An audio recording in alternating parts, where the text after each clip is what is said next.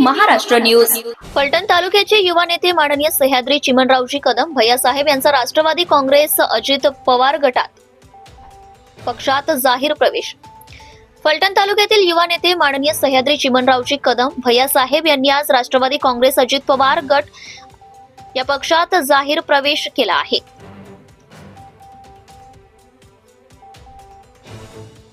सातारा येथे आयोजित कार्यक्रमात राष्ट्रवादी काँग्रेसचे माननीय मकरंद आबा पाटील, मदत व पुनर्वसन मंत्री माननीय नितीन काका पाटील, राज्यसभा खासदार माननीय सचिन कांबळे पाटील, आमदार फलटण कोरेगाव बाळासाहेब सोळंसकर, अध्यक्ष सातारा जिल्हा राष्ट्रवादी काँग्रेस अजित पवार गट, शिवरूप राजे खर्डे, फलटण तालुका अध्यक्ष राष्ट्रवादी काँग्रेस अजित पवार गट यांच्या उपस्थितीत हा पक्षप्रवेश पार पडला.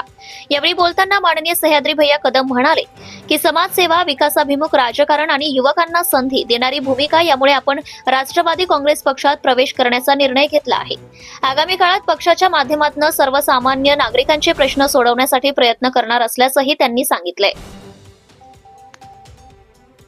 यावेळी मदत व पुनर्वसन मंत्री मकरंद आबा पाटील यांनीही सह्याद्री भैयांचा पक्षामध्ये योग्य सन्मान केला जाईल असं आश्वासन दिलंय. सह्याद्री भैयांच्या प्रवेशाने आमची फलटण तालुक्यातील ताकद नक्कीच वाढली आहे असंही त्यांनी यावेळी नमूद केलंय.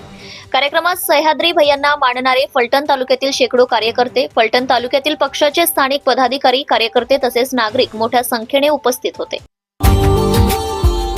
Subscribe now and press the bell icon. Never miss an update.